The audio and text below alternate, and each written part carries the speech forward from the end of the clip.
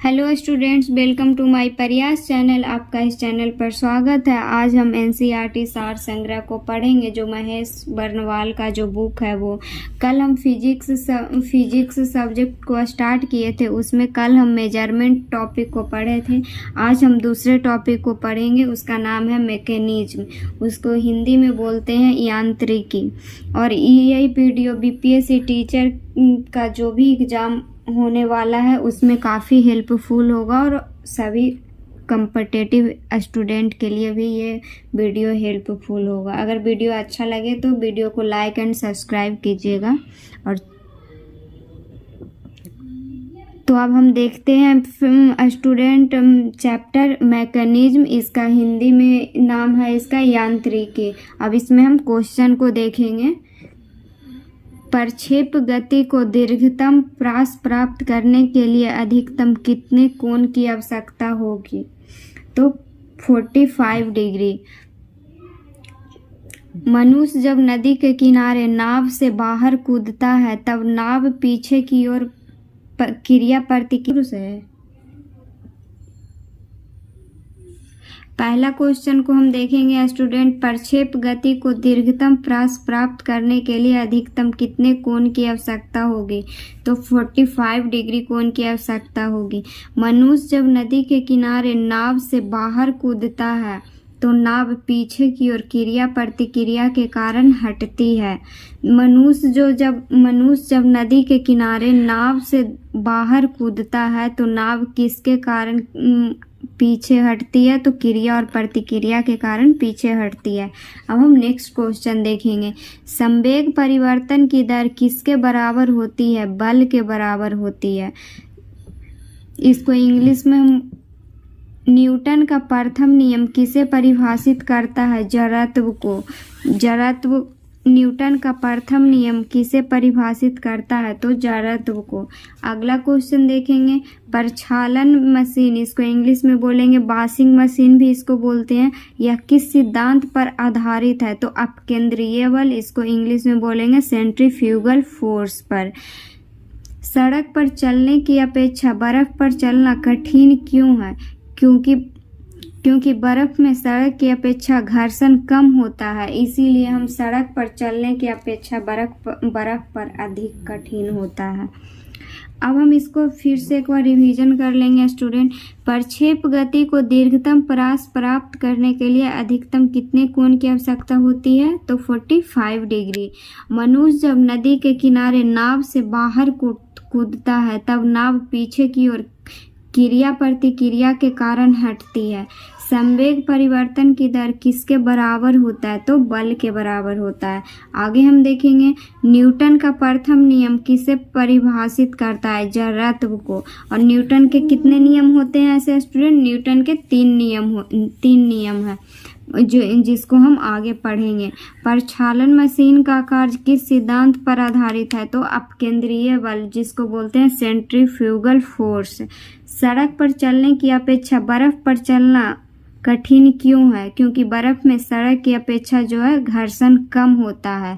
बर्फ में घर्षण कम होता है सड़क की अपेक्षा, इसीलिए इस पर चलना कठिन है। अब हम देखेंगे स्टूडेंट न्यूटन के गति के नियम। जो न्यूटन ने जो 3 गति के नियम दिए थे उसको अब हम देखेंगे। इसका न्यूटन फर्स्ट लॉ को हम देखेंगे। यदि कोई पिंड विराम अवस्था में है तो वह उसी अवस्था में रहेगा जब तक उस पर कोई बाह्य बल आरोपित न किया जाए। अगर देखेंगे स्टूडेंट, अगर कोई वस्तु कहीं पे पड़ा हुआ है विराम अवस्था में, अगर उस पे जब तक हम उस पे बल नहीं लगाएंगे या उसको इधर से उधर नहीं करेंगे तब तक उस पे कोई बाह्य बल आरोपित नहीं होगा, तब तक उसी अवस्था में रहेगा। इसी को कहते हैं गति का प्रथम नियम। अब देखेंगे student second law of Newton. तो किसी वस्तु के संवेग परिवर्तन की दर पर लगाए गए बल के समानुपाती होती है तथा संवेग परिवर्तन की दिशा बल के अनुदिश होती है, इसको बोलते हैं सेकंड लॉ न्यूटन का। अब देखेंगे थर्ड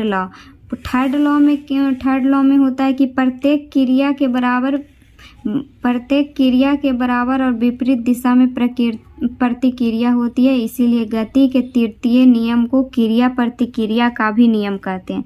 अब हम फिर से देखेंगे स्टूडेंट न्यूटन के फर्स्ट लॉ। देखेंगे यदि कोई पिंड विराम अवस्था में है, यदि कोई पत्थर को हम ले लेंगे वो विराम अवस्था में है और वह तब तक उसी अवस्था में रहेगा जब तक हम उसे कोई बाह्य बल आरोपित ना करें।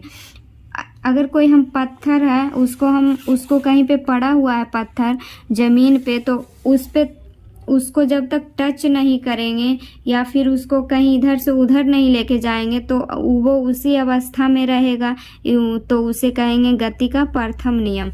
और द्वितीय नियम किसको बोलेंगे? किसी वस्तु के संवेग परिवर्तन की दर उस पर लगाए गए बल के समानुपाती होती है और तथा संवेग परिवर्तन की दिशा बल के अनुदिश होती है, इसको बोलते हैं न्यूटन सेकेंड लॉ। और थर्ड लॉ को देखेंगे, प्रत्येक क्रिया के बराबर और विपरीत दिशा में प्रतिक्रिया होती है। न्यूटन के थर्ड लॉ में प्रत्येक क्रिया के बराबर विपरीत दिशा में प्रतिक्रिया होती है, इसे न्यूटन के थर्ड लॉ कहते हैं। और प्रत्येक क्रिया के बराबर विपरीत दिशा में प्रतिक्रिया होती है, इसीलिए इसे क्रिया प्रतिक्रिया का भी नियम कहते हैं। अब देखेंगे एग्जाम्पल न्यूटन फर्स्ट लॉ का। तो चलती गाड़ी के रुकने पर उसमें बैठे यात्री का आगे झुकना। जैसे आप लोग बस में जाते होंगे और गाड़ी एकाएक बैग जब रुकती है तो आप लोग आगे की ओर झुक जाते हैं, तो ये न्यूटन का कौन सा नियम है? तो फर्स्ट लॉ है। और देखेंगे इसका एग्जाम्पल पेड़ से फल टूटकर नीचे गिरना। और देखेंगे कपड़े को डंडे से पीटने पर धूल कणों का अलग होना। ये सब न्यूटन फर्स्ट लॉ का एग्जाम्पल है। और अब देखेंगे सेकेंड लॉ का। तो गेंद पकड़ते समय खिलाड़ी अपने हाथों को पीछे की ओर खींच लेता है, ये द्वितीय लॉ है न्यूटन का, इसका एग्जाम्पल है। और थर्ड एग्जाम्पल है थर्ड लॉ का। बंदूक से गोली निकलते समय बंदूक पकड़ने वाले व्यक्ति को पीछे की ओर धक्का लगता है, यह है न्यूटन थर्ड लॉ का एग्जाम्पल। बंदूक से जब हम गोली चलाते हैं तो उसमें पुश करना होता है, तो इसको हम बोलेंगे न्यूटन थर्ड लॉ। और इसका एग्जाम्पल क्या है? रॉकेट वायुयान की गति, चप्पू चलाने पर नाव का आगे बढ़ना, ये सब न्यूटन थर्ड लॉ का एग्जाम्पल है स्टूडेंट। अब हम आगे क्वेश्चन देखेंगे। ऊर्जा संरक्षण से क्या आशय है? इसको ऊर्जा संरक्षण को हम इंग्लिश में एनर्जी कॉन्जर्वेशन भी बोलते हैं स्टूडेंट। तो ऊर्जा का ना तो सृजन किया जा सकता है और ना ही इसे नष्ट किया जा सकता है। तो इससे एक बात समझ लेंगे स्टूडेंट कि ऊर्जा का ना तो हम सृजन करेंगे, ना हम ऊर्जा को बनाएंगे और ना हम इसको नष्ट करेंगे, इसी को बोलते हैं ऊर्जा संरक्षण। और अंतरिक्ष से गिरता हुआ पिंड पृथ्वी के वायुमंडल में प्रवेश करने पर क्यों जल उठता है? वायु के घर्षण के कारण। अंतरिक्ष से जब आकाश से कोई पिंड पृथ्वी के वायुमंडल में प्रवेश करने पर क्यों जल उठता है? तो वायु के घर्षण के कारण जल उठता है। ग्रहीय पिंडों की परिक्रमण गति में प्रभावी बल क्या है? अभिकेंद्रीय बल। ग्रहीय जो पिंड होता है इसमें परिक्रमण गति जो होता है इसमें प्रभावी बल कौन है? अभिकेंद्रीय बल, इसको इंग्लिश में बोलेंगे सेंट्रीपेटल फोर्स। दूध मथने के बाद क्रीम का दूध से पृथक हो जाने का क्या कारण है? अपकेंद्रीय बल। वायु की ऊर्ध्वाधर गति को क्या कहते हैं? वायु प्रक्षोभ। देखेंगे वायु के जो ऊर्ध्वाधर गति, इसको वर्टिकल जो मोशन इसको कहेंगे वायु प्रक्षोभ, इसको इंग्लिश में बोलेंगे विंड आउटबर्स्ट। रॉकेट किस सिद्धांत पर कार्य करता है? संवेग संरक्षण के सिद्धांत पर रॉकेट कार्य करता है। अब हम देखेंगे आगे स्टूडेंट, आगे क्वेश्चन। किसी पिंड के संवेग को इंग्लिश में बोलेंगे मोमेंटम और वेग को बोलेंगे वेलोसिटी। तो किसी पिंड के संवेग और वेग के अनुपात से प्राप्त मान क्या कहलाता है? द्रव्यमान, जिसको हम मास भी बोलते हैं। आगे देखेंगे त्वरण ज्ञात करने का प्रमुख सूत्र, त्वरण को हम एक्सेलरेशन बोलेंगे और इसका सूत्र होता है a बराबर v माइनस यू बटा टी, जहाँ a होता है एक्सेलरेशन और v होता है अंतिम वेग लास्ट वेलोसिटी और u होता है प्रारंभिक वेग और t टाइम होता है समय जिसको हम बोलते हैं। तेल से अंशतः भरा हुआ टैंकर समतल पर एक समान त्वरण से जा रहा है तो तेल का मुक्त पृष्ठ कैसा होगा, परवलयीय वक्राकार होगा। जैसे कोई टैंक है स्टूडेंट जो तेल से भरा हुआ समतल सड़क पर एक समान त्वरण से जा रहा है तो तेल का मुक्त पृष्ठ कैसा होगा, परवलयीय वक्राकार। अब आगे देखेंगे, एक समान वृत्तीय गति पर त्वरण सदैव एक समान वृत्तीय गति पर, जैसे एक समान वृत्तीय गति पर त्वरण सदैव उपस्थित रहता है। किसकी उपस्थिति के कारण ब्लैक बोर्ड तथा कागज पर लिखना संभव है। मतलब जैसे हम ब्लैक बोर्ड या कागज को तो यूज करते हैं और इस पे लिखते भी हैं, तो इसमें किसकी उपस्थिति के कारण हम इस पे लिख पाते हैं, तो घर्षण की उपस्थिति के कारण हम इसमें लिख पाते हैं। अब आगे देखेंगे, सरल आवर्त गति जिसको हम बोलते हैं सिंपल हार्मोनिक मोशन के दोलन में किसकी आवश्यकता होती है, प्रत्यास्था एवं जड़त्व दोनों की होती है। सरल आवर्त गति के दोलन में किसकी आवश्यकता होती है, तो प्रत्यास्था एवं जड़त्व दोनों की आवश्यकता होती है। कमानी तुला किस सिद्धांत पर कार्य करती है, तो कमानी तुला हुक के नियम पर कार्य करती है। आगे देखेंगे, जब एक कार की गति दोगुनी कर दी जाती है तब उसको उतनी ही दूरी में रोकने के लिए ब्रेक बल जिसको ब्रेकिंग फोर्स कितना लगाना होगा, तो 4 गुना। जब हम एक कार की गति को दोगुनी कर देंगे स्टूडेंट तब उसको हम उतनी ही दूरी में रोकने के लिए ब्रेक बल जो है कितना लगाएंगे, तो उसका दुगना करके लगाएंगे 4 गुना। जेट इंजन किस सिद्धांत पे कार्य करता है, रेखीय संवेग संरक्षण के सिद्धांत पे जेट इंजन कार्य करता है। अब देखेंगे उत्तोलक पढ़े होंगे। उत्तोलक को 3 श्रेणी में बांटा गया है, प्रथम श्रेणी, द्वितीय श्रेणी और तृतीय श्रेणी में।